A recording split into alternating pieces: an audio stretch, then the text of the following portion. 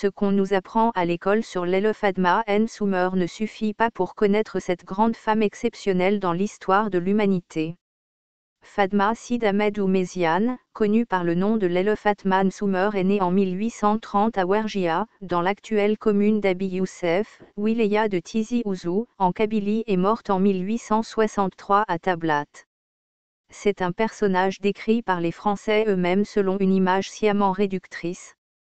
De 1854 à juillet 1857, elle mène une résistance contre les Français. Capturée par les forces françaises, elle est emprisonnée jusqu'à sa mort 6 ans plus tard. Malheureusement, même après l'indépendance, on a continué à transmettre cette même image de Leila Fatma Sumer façonnée par les Français. Aujourd'hui, il est venu le temps de découvrir la vraie histoire de cette grande dame. Et c'est ce que fait actuellement le chercheur spécialisé dans l'histoire des révoltes populaires du XIXe siècle, Abdel Nasser Belaïd. Le message, c'est qu'il faut étudier plus en profondeur le personnage et le rôle de Leila Fatma Sumer. La Khatar, si on se limite à quelques images, on risque de la caricaturer. Généralement, on écrit sur elle sur la base de ce que les Français ont dit, c'est-à-dire l'historiographie coloniale. Or, c'est beaucoup plus important. Il y a des éléments centraux que les Français n'avaient pas intérêt à divulguer. Par exemple, dans l'idéologie coloniale, ils n'aimaient pas reconnaître l'existence d'un peuple algérien. Ils présentaient toujours les Algériens comme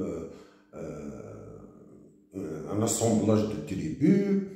En matière de conscience politique, ils les présentaient comme des fanatiques lorsqu'ils a résisté, et avec des comportements presque intempestifs. Donc, ils contestaient l'idée d'un peuple, l'idée de l'organisation de ce peuple autour d'une résistance. D'ailleurs, ils n'aimaient pas le mot résistance, ils utilisaient toujours le terme insurrection. À l'exception de l'Émirat al-Qatar, parce qu'ils n'avaient pas le choix. Parce qu'avec l'Émirat al-Qatar, ils ont dû signer un traité, etc. Sinon, lorsqu'on essaie d'étudier le récit colonial sur les résistances dans d'autres parties du pays, c'est toujours des insurrections, c'est toujours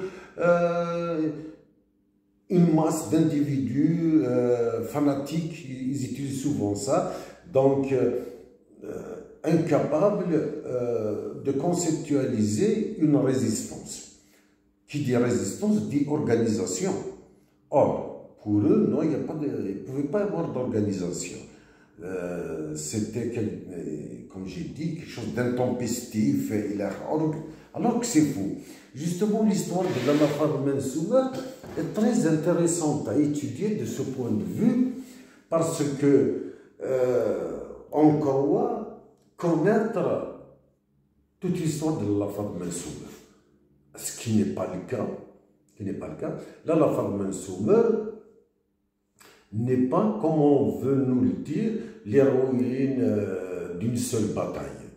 Leila Fatma Sumer était ce qu'on peut appeler une stratégie politique et une stratégie militaire.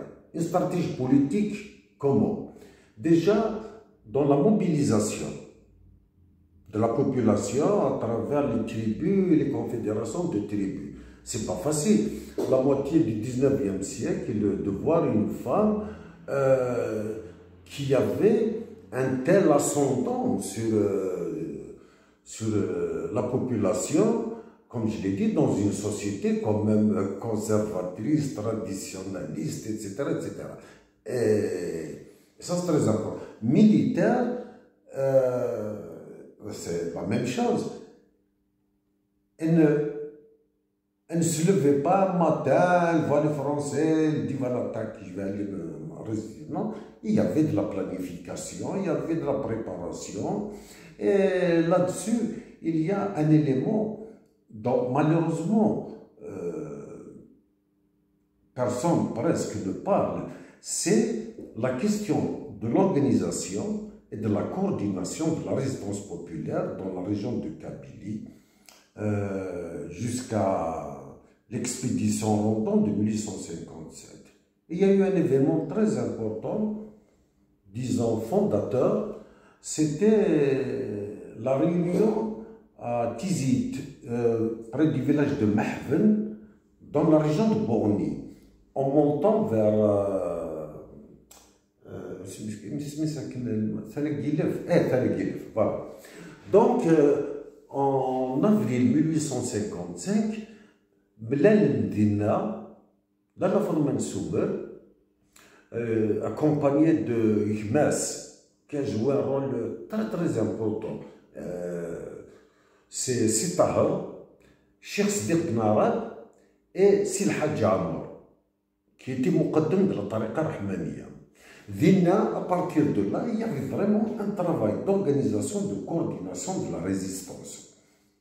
Et on peut parler avec des choses très très concrètes concernant Cheikh Sdiq, concernant Sil Hadj Ammar, mais puisqu'on est sur le personnage de la Forman Souber, et Vina, elle avait joué un rôle extrêmement important dans l'organisation des préparatifs à l'expédition à venir du maréchal Rondon de mai à juillet 1857. Parce que lors de la précédente expédition de Rondon, il y a eu une défaite du maréchal. Maintenant, nous avons les archives coloniales françaises qui parlaient bel et bien d'une retraite. Même colonel Joseph Nila-Robert, il a utilisé le mot retraite, mais dans un sens ambigu. Est-ce que retraite, c'est-à-dire qu'on s'est replié, ou la retraite parce qu'on a dû fuir? Eh bien, les archives montrent qu'ils ont dû fuir. On trouve par exemple que lorsque il y a eu la retraite de l'expédition Rondon de 1854, Cheikh Sdiq les avait poursuivis jusqu'à la vallée du Sebaou, et on cite précisément le nom de Tazazreif. Tazazreif, c'est un côté qui c'est connu. Donc, Lala Forman Souber, il y avait la mobilisation politique, disons, de la population, les préparatifs, l'accumulation des armes, des vivres, parce que Iraniens, Marek Shimen, avec leurs troupes, ils incendient tout, ils détruisaient tout, ce qu'ils volent, sinon ils brûlent les réserves alimentaires et tout. Donc, Lala Forman Souber, maintenant, il y a les archives confidentielles qui sont mises en ligne. Elle n'était pas restée à attendre l'expédition Rondon de 1857. On l'a signalé en avril et juillet 1855 chez Etblikech. Etblikech, c'était la vallée c'est la vallée de la Soumam. Donc,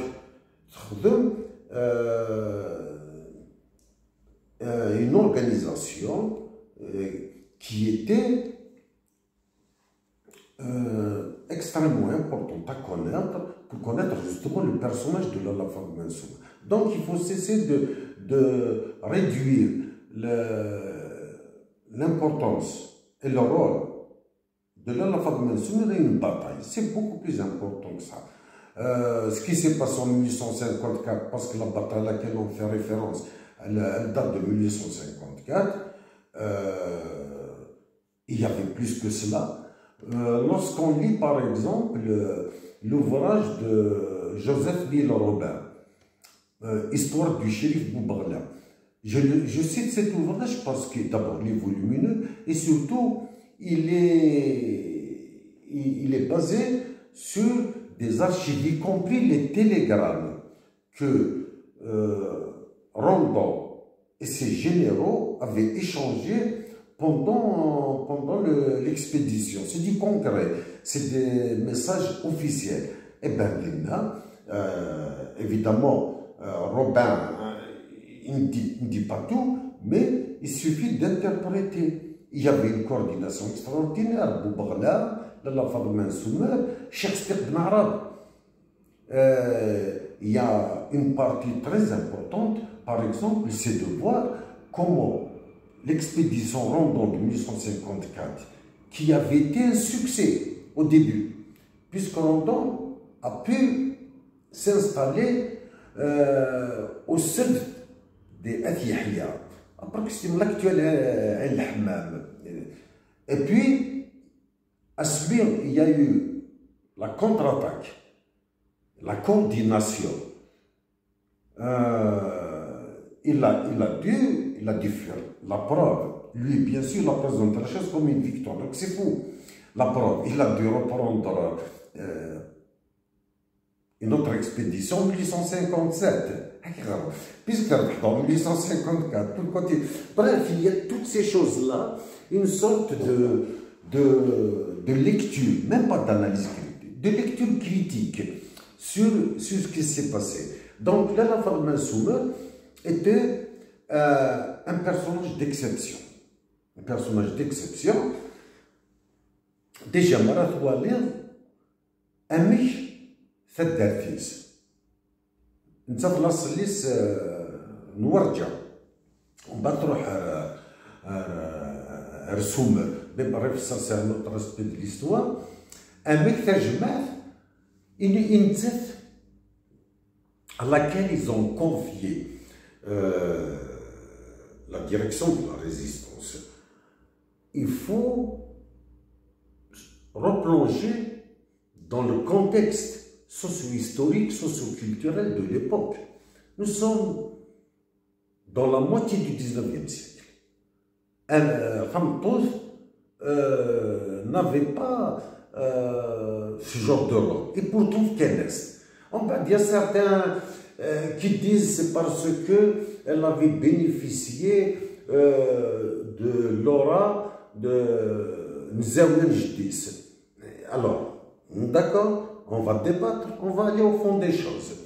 Si c'était pour cela, c'était pas pour les qualités exceptionnelles de la Fadma Soumer, alors ce rôle-là aurait pu être accordé à Outhmatnis. Surtout c'est Tahar qui a fait ses preuves dans l'organisation, dans les batailles et tout. C'est Tahar. Ça aurait été plus logique avec ce rôle de commandement et ça a deux qui sont illustrés. Il a sept Taharaniens, il a sept Yeux, mais surtout sept Tahar. Non, et pourtant, ils ont confié ce rôle, et restons toujours dans la sociologie et l'anthropologie. Et c'est que dans la Fadma Soumer, تولد سكو خامس mais encore de manière formelle. C'est ce qu'on appelait à l'époque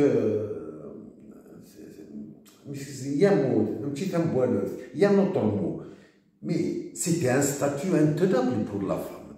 Normalement,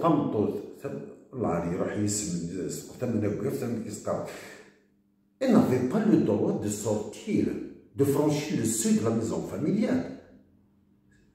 C'est-à-dire, Mazout Ferrara. Oui. Donc, Mesdames Totaguer, dans la résistance, Et on lui avait confié un rôle de direction. C'est très très important. Autre chose, il y avait à l'époque ce qu'on appelait les moulsards. C'est ceux pour proposer qu'ils conduisent la résistance.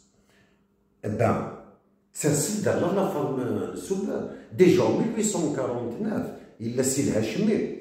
Sidi Hachmi qui n'avait pas tenu beaucoup, parce que 9 mois après, il a fait la Bobret. Et juste après Sidi Hachmi, Youssef Chérif Boubrla.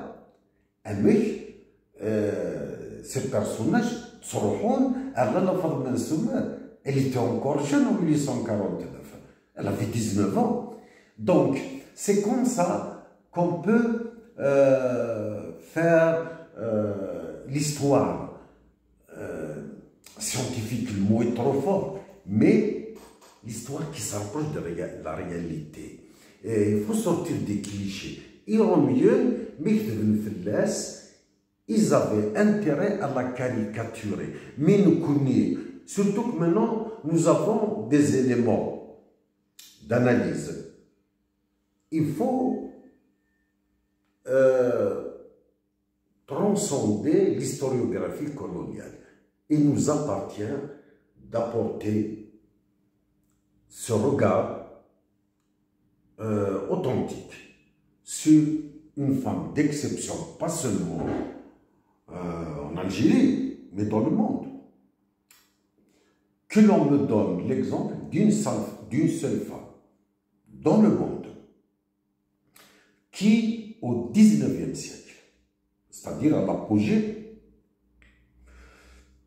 des conquêtes coloniales, entre guillemets, qui avait conduit une résistance armée comme la Lafar Mansour.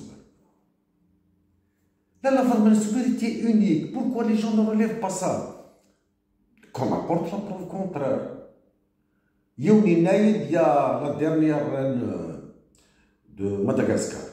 Oui, mais elle n'avait pas dirigé une résistance armée. C'est pour ça que j'ai insisté sur le mot armée.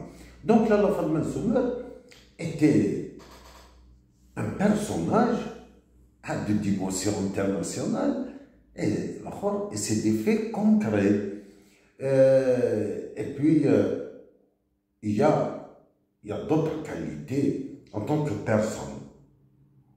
C'était une personne qui tenait beaucoup à la dignité et qui avait beaucoup de courage.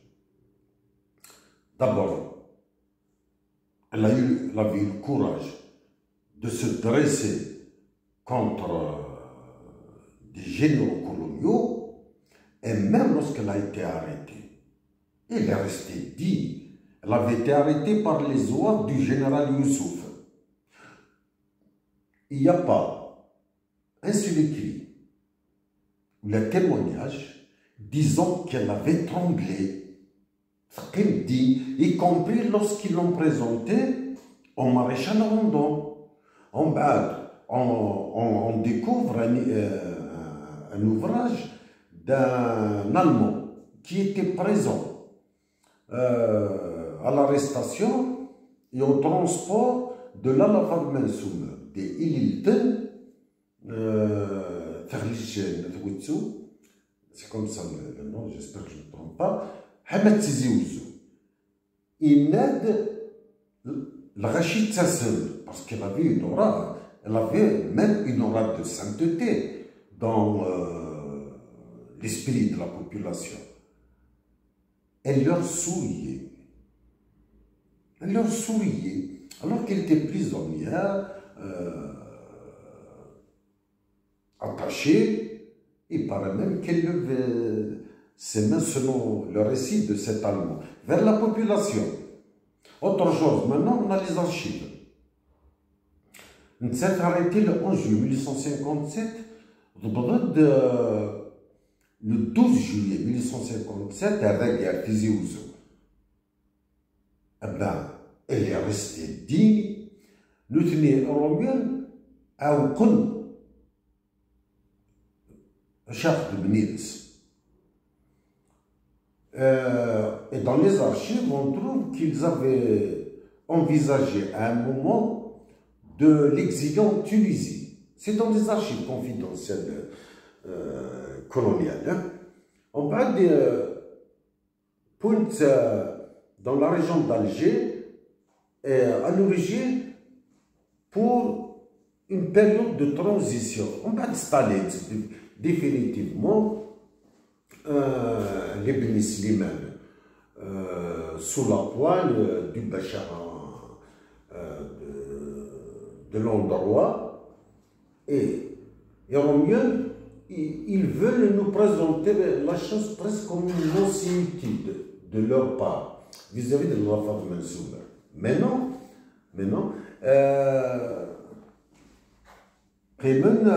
c'était les conditions d'une prison. D'ailleurs, on trouve d'autres archives récurrentes où il disait il est exclu que la Fadma Soumer et sa famille retournent en Kabylie. Parce qu'Ougadez, après la défaite de 1857, ils avaient peur d'elle. Donc, pour Tizi Ouzou, le 12 juillet 1857, ils l'ont déplacé de Tizi Ouzou le 30 juillet. Donc, 18 jours sont écoulés. Et une histoire très importante, qu'est-ce qu'on trouve dans les archives? C'est que Cheikh Sdiq Pontid, début juillet, à Tizi Ouzou, comme prisonnier. Asmira dans la Fadma Soumer le 12 juillet, instruction d'Alger, où il a قرا Cheikh Sdiq قد يملي لك la Fadma Soumer de Tizi Ouzou. Dans l'après-midi du 12, le 12 au matin, et tout est consigné dans les archives. Cheikh Sdiq Punt à Alger. C'est-à-dire, comment ça les a marqué, la résistance de la Fadma Soumer, l'alliance de Cheikh Sdiq. Eh bien, Cheikh Sdiq Punt le matin du 12 déplacé sur Alger. On va sur Alger, je gagne à la prison du fort de l'île Sainte-Marguerite, en France, en face de Cannes. Donc là, la Fadma Soumer, il faut qu'on décrive le personnage. Ce n'était pas juste une jeune femme qui, comme ça, elle a fait une bataille pour la non, non. C'était une grande résistante, qui avait sa stratégie militaire, qui avait sa stratégie politique et dans tous les sens du terme. Donc, il a un dinar romain.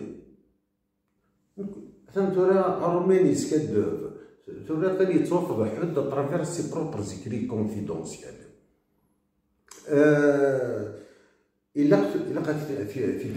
Maintenant, il n'y a plus de prétexte pour ne pas faire le récit réel de cette femme d'exception.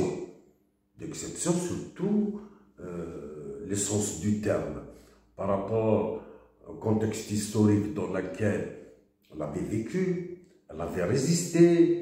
Et ce qui est incroyable, personnellement, je trouve que ça me tourne. Elle était jeune.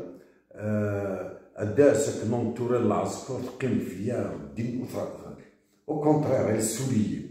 Et quand même, il faut qu'on dise ces choses. On ne les invente pas. Elles sont dans les archives confidentielles françaises. Et au mieux,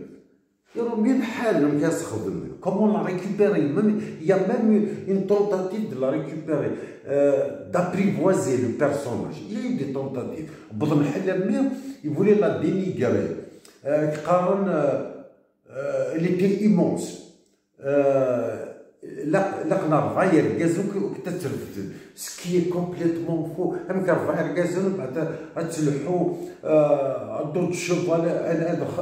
ورجع أمر ضيق. وكي لا فاطمة سمر la poésie populaire, l'Occident l'a décrivée comme une très très belle femme. Deuxièmement, Sahachouya. Mais à l'époque, ça faisait partie des canons de la beauté.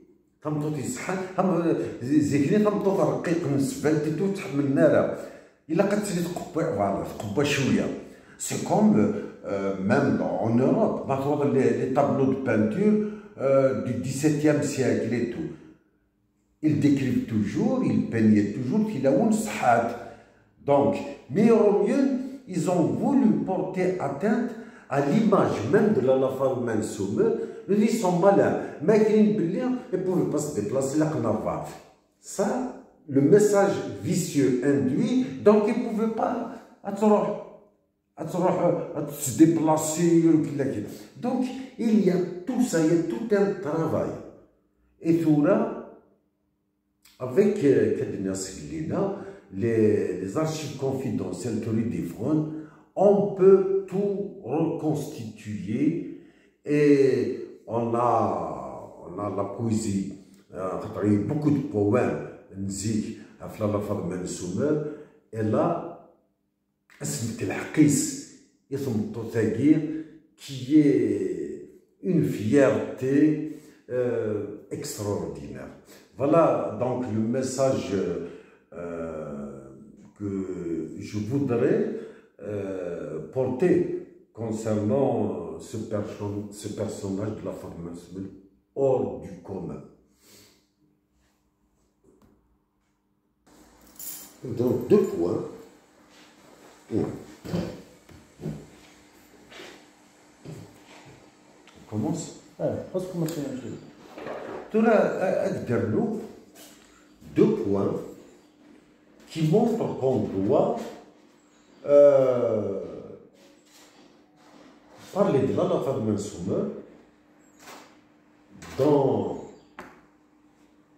dans les dimensions réelles et ne pas écouter ce que l'historiographie coloniale a bien voulu dire. Tu as un seul أكقارن كرا لا فاطمة سومر n'a jamais été sur un champ de bataille. Ya ibadallah. Le premier récit publié colonial, c'était Waqila Perret. Il avait la première description. La Fadma Souma a été sur un champ de bataille. Il avait même décrit sa tenue, son haïk rouge, la couleur rouge,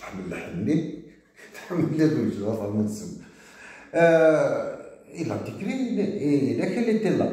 Mais il est évident qu'il n'était pas Santos. En plus, elle était chère. Elle ne va pas être au milieu du corps à corps avec l'armée coloniale. Elle était un peu en retrait pour diriger. Elle dirigeait les mouvements des combattants et aussi des femmes, parce que les femmes avaient joué un rôle important. C'est pas seulement comme l'historiographie coloniale, lancer des you-you. C'est vrai, ça existait parce qu'elle gazait. Mais le Tilaoui, de faire, à s'encourager, il ne pouvait pas reculer. Mais c'était plus que cela. Et il y avait le réapprovisionnement en armes, en poudre, en balles, etc. Elle assurait la logistique Tilaoui. Donc, afin qu'elle dise elle n'avait pas participé aux batailles, ce qui est une énormité. Je réponds à travers le premier témoignage écrit d'un officier français. J'espère ne pas me tromper, c'est Perret, P-E-2-R-E-T. Autre chose, parce que ce que les gens oublient, c'est que la France, elle avait utilisé son armée, mais elle avait également utilisé une autre arme, ce qu'on appelait les bureaux arabes. Les bureaux arabes étaient chargés de la manipulation et de la surveillance de la population, etc. Il y a un grand historien français qui avait dit que les bureaux arabes en Algérie étaient les ancêtres des SAS pendant la guerre de libération. Pour montrer. Donc ces gens-là, qu'est-ce qu'ils faisaient? C'est essayer de manipuler les récits. Par exemple, il y avait eu une idylle amoureuse entre la Fadma Mensoumer et Chérif Boubrlia. Il suffit d'une analyse, d'abord du personnage de la Fadma Mensoumer, pour voir que c'est une manipulation. Quelle est l'arrière-pensée? On revient toujours à la même chose. Il n'était pas capable d'une organisation rationnelle de la résistance. Et c'est pour dire que les instincts naturels de l'être humain se retrouvaient chez eux avant l'instinct d'élaborer de l'organisation de la résistance, etc. Là, la femme Mensoumer, d'abord, elle était mariée avec la résistance, dans une posture quasi mystique. Et femme Toth, elle n'était pas encore formellement divorcée. Mais femme Toth, يقول لنا كنلقى نفسي دكيري بورغاز مستحيل. Surtout lorsqu'on replace ça dans le contexte de sa famille. C'est une famille conservatrice de manière extraordinaire. Donc, c'est faux. Donc, pour ne pas parler de l'organisation consciente, élaborée de la résistance, ils essaient de noyer cette réalité à travers un récit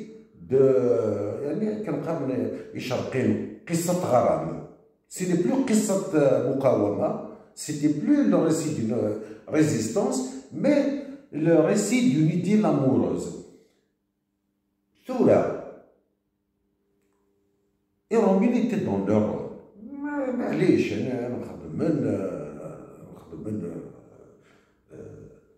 C'est pour leur bonne cause.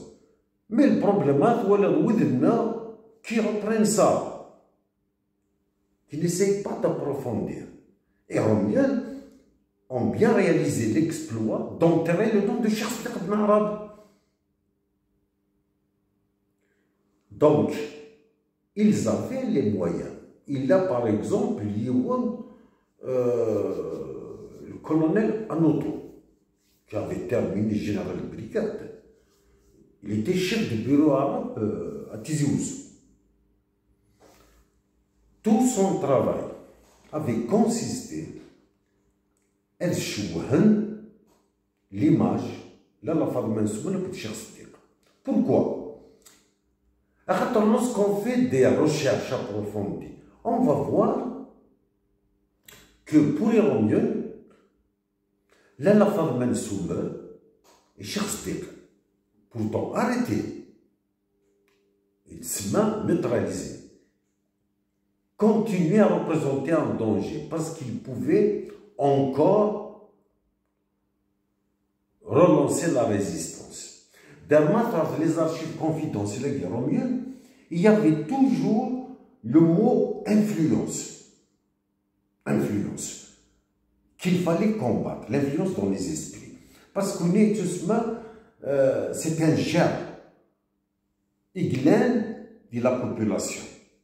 Et pourquoi Anoto s'était intéressé aux poèmes de louange après la Fadma Mensoumer et Cheikh Siddiq? C'était pas seulement la curiosité intellectuelle, c'était pour jauger l'influence dans les esprits. Et je travaille plus, un peu plus avec Shakespeare.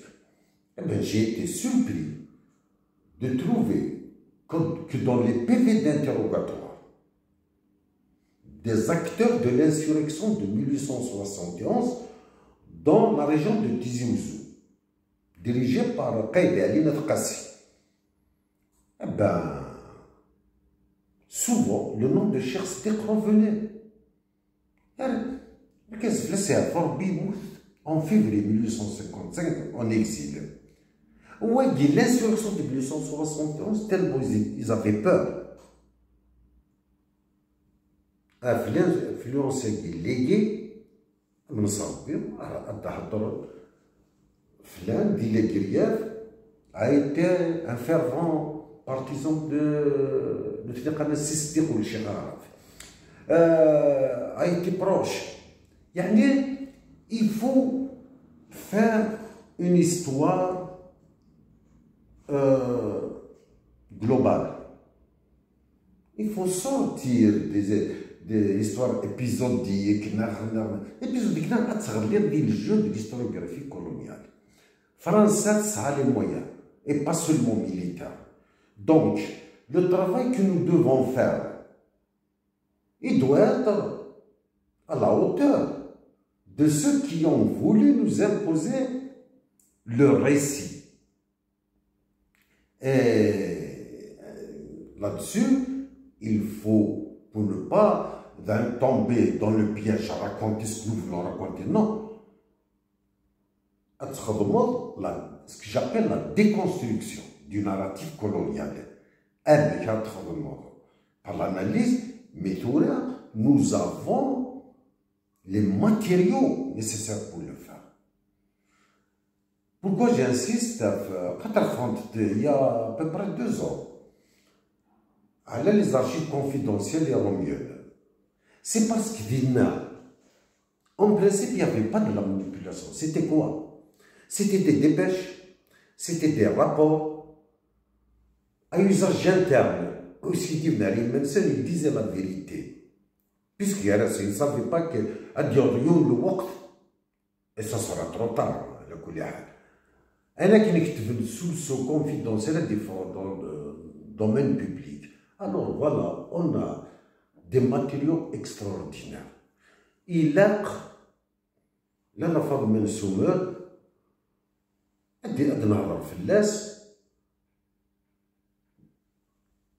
sur ce qu'elle était vraiment.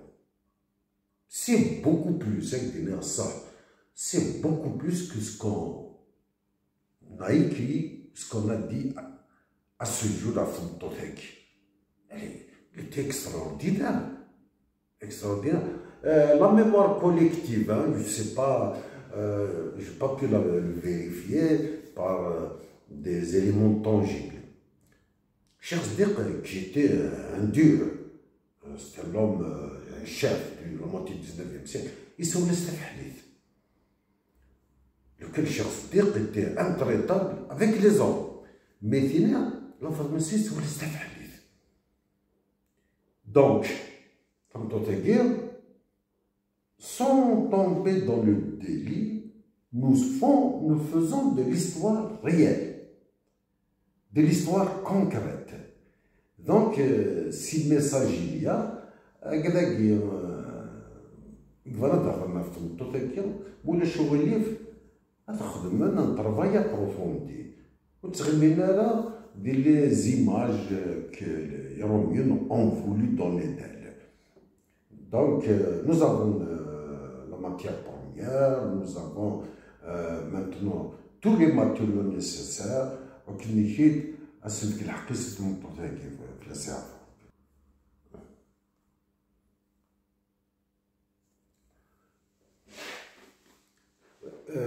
maintenant, l'histoire. D'abord, l'histoire, surtout l'histoire de la résistance populaire au XIXe siècle. Généralement, les sources, à l'origine, venir au mieux. Bien connu, on doit analyser. replacer dans le contexte socio-historique, il y a la sociologie, il y a l'anthropologie, beaucoup de choses. Maintenant, la réunion de Mahdan, d'avril 1855, c'était quoi? C'était 4 mois après la mort du shérif Boubrala. Shérif Boubrala, en décembre 1854.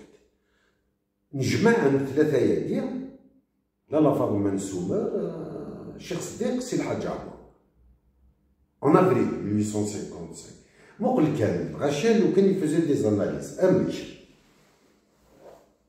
سي الحاج عمر كي مقدم ديال الطريقة الرحمانية الشيخ صديق كي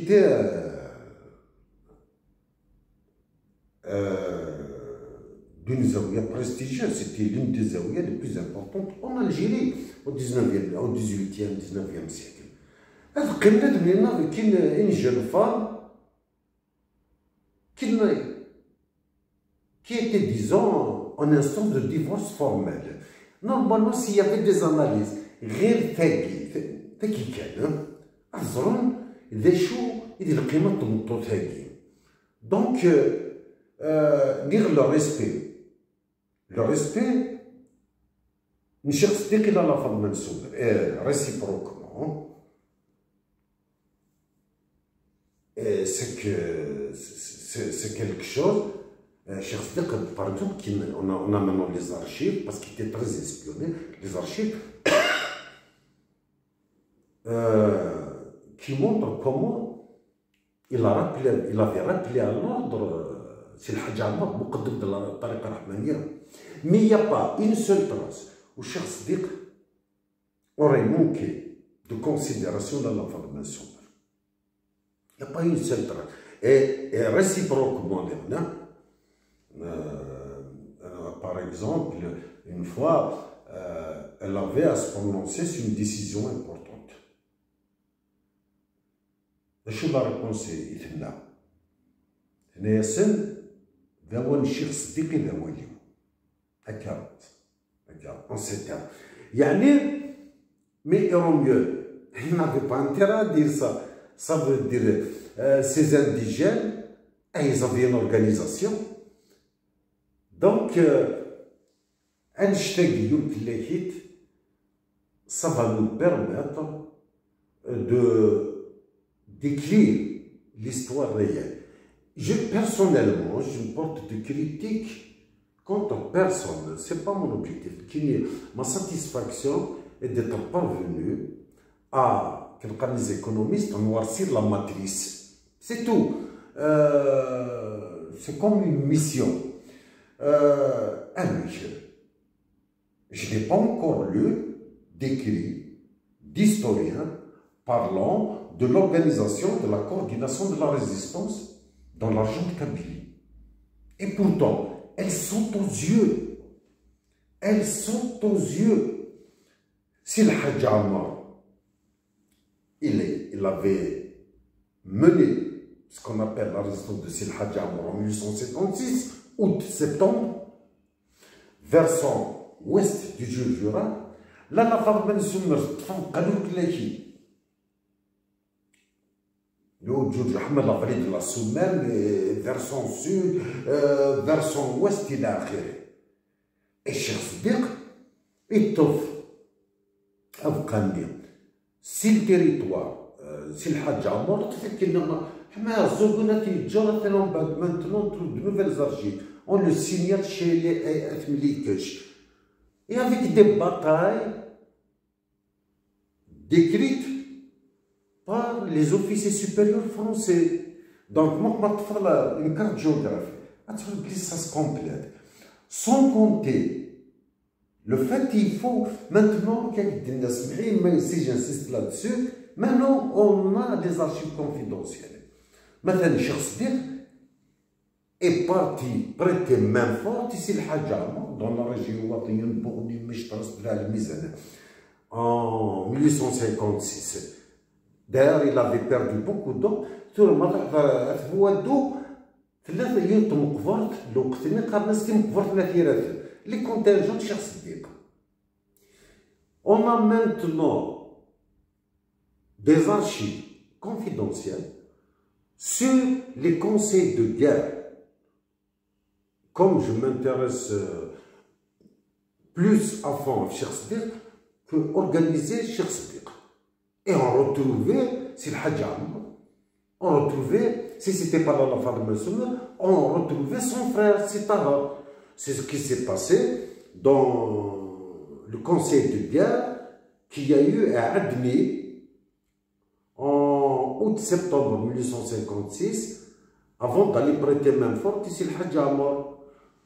C'est ce qui s'est passé au conseil de guerre organisé à Tala Amara le 22 mai 1857, 2 jours avant le lancement de l'expédition Rondon.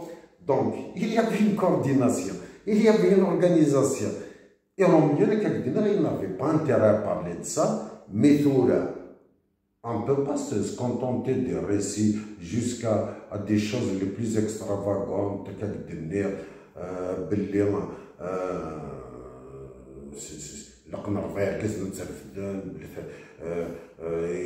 il dit l'amoureuse que il faut analyser et là nous avons les moyens d'étayer notre récit avec du concret, et la source ce n'est pas nous, ce sont ces archives confidentielles coloniales.